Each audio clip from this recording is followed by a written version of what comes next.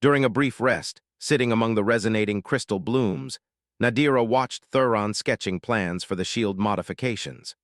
The starlight played across his green skin, highlighting the intricate patterns that marked his heritage. She realized that somewhere between his crash landing and now, between shared stories and gentle touches, between crisis and hope, something profound had grown between them, as unique and precious as any of her stellar flowers.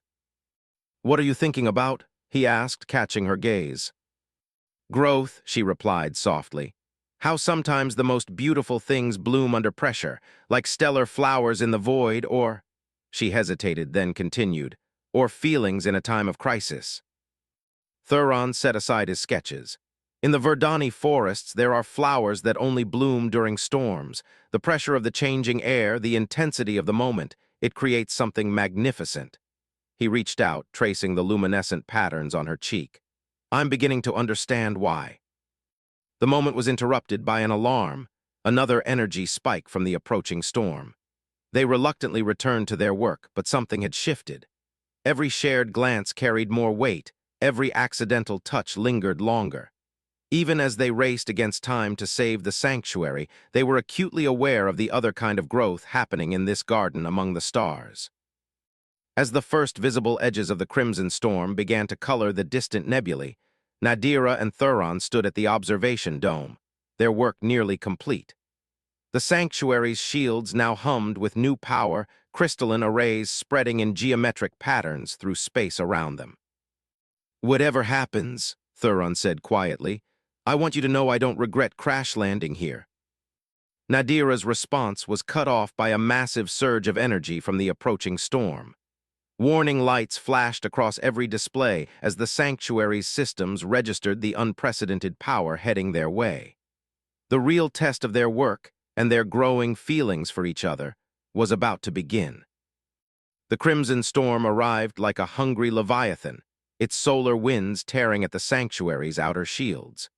Inside the garden, the plants responded to the chaos in unexpected ways. The resonating crystal blooms sang in frequencies Nadira had never heard before, and the stellar flowers began pulsing with intense light. "The primary shield grid is holding at 60%, Thuron called from the control station, his green skin cast in ruby hues from the storm's glow. "But these energy patterns, they're unlike anything in my trading records."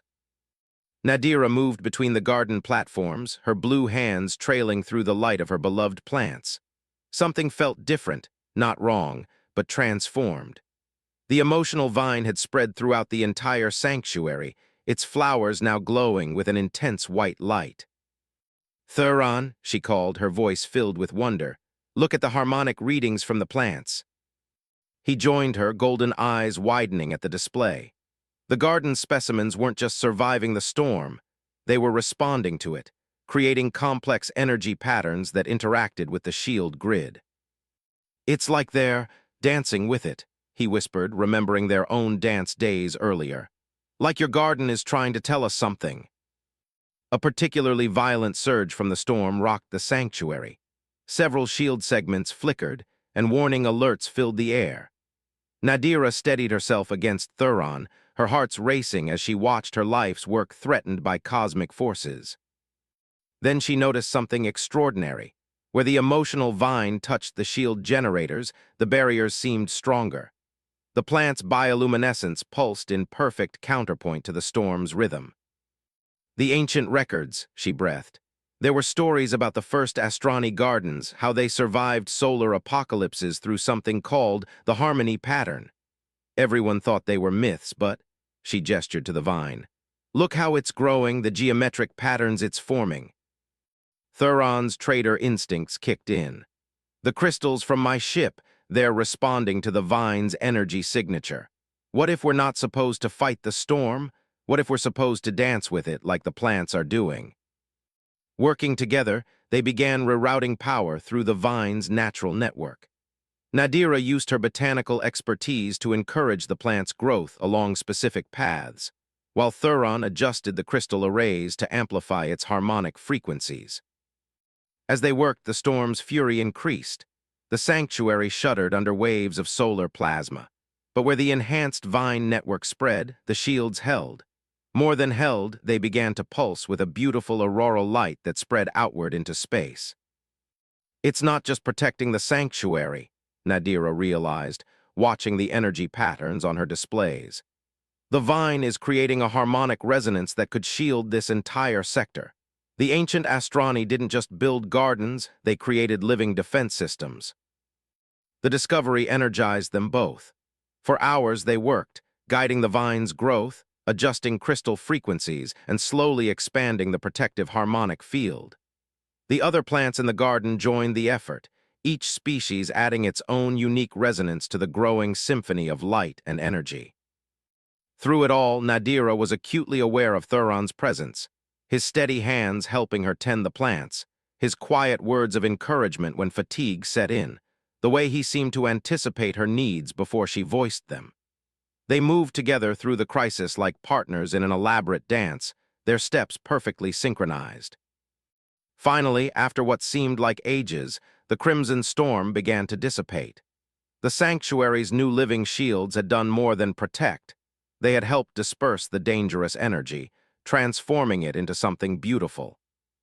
As the last crimson waves faded into normal space, Nadira and Thuron stood in the observation dome, watching the garden's glow settle into a steady, peaceful rhythm. The emotional vine had created a canopy above them, its white flowers slowly returning to their natural pink. "We did it," Thuron said softly, his hand finding hers. "You did it. You've rediscovered something incredible."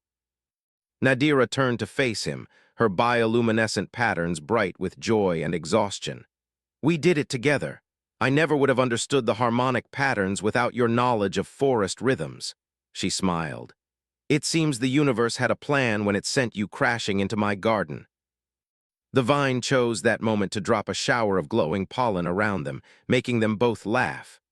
But as their eyes met in the shimming light, the laughter faded into something deeper, more meaningful. Their first kiss was like a new flower blooming, tentative at first, then opening fully to possibility. The vine's flowers burst into brilliant rainbow colors, and throughout the garden, plants pulsed with sympathetic light. When they finally parted, Thuron rested his forehead against hers. "I should warn you," he said with a smile, "I may have to revise my trading routes to include more frequent stops in this sector." "I should warn you," she replied, her fingers tracing the patterns on his arms. "I may have to expand the sanctuary's residential sections." Around them, the garden hummed with renewed life, its plants still dancing with the last echoes of the storm. They had discovered more than just an ancient defense system. They had found each other, proving that the most beautiful things could indeed bloom in the face of adversity. 3 cycles after the Great Crimson Storm, the sanctuary of stellar harmony had transformed. What was once a solitary garden had become a hub of interstellar cooperation, as botanists and scientists from across the galaxy came to study the living shield technology. Nadira stood in her favorite observation dome, watching a group of young Astrani botanists learning to dance with a newly cultivated patch of emotional vines. The plants, now recognized as an ancient species called Harmonia celestialis, had proven easy to propagate under the right conditions. Already, several other sanctuaries had established their own living shield networks. "Having second thoughts about sharing our discovery," Thuron's voice came from behind her, accompanied by the familiar scent of forest herbs he always carried. "Not at all," she replied, leaning back against him as his arms encircled her waist. "The gardens were never meant to be isolated. They're meant to connect, to grow, to bring people together." She turned in his embrace, noting how the green patterns on his arms now included small stellar flowers, a cultural addition he'd chosen to honor their shared life. "Speaking of bringing people together," he said, producing a small crystal from his pocket, "the Verdani Council finally approved our request. We can begin construction on the Forest Void Hybrid Sanctuary whenever you're ready." Nadira's hearts leaped with joy. They had spent months designing a new type of sanctuary that would combine Verdani forest tending techniques with Astrani void gardening. The project would create a space where both their peoples could learn from each other, where their different approaches to nurturing life could merge and grow. "I still can't believe how much has changed," she mused, watching the emotional vine that had started it all. It now sprawled throughout the sanctuary, its flowers changing colors to match the moods of visitors. Currently, it displayed a happy mixture of pink and green blooms.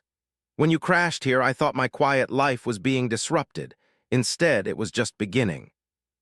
Thuron chuckled, the sound rich and warm like sunlight through leaves. Well, I did promise to revise my trading routes. He gestured to his ship, now permanently docked at the sanctuary. Though I don't think either of us expected I'd end up converting the cargo hold into a mobile nursery for hybrid seedlings.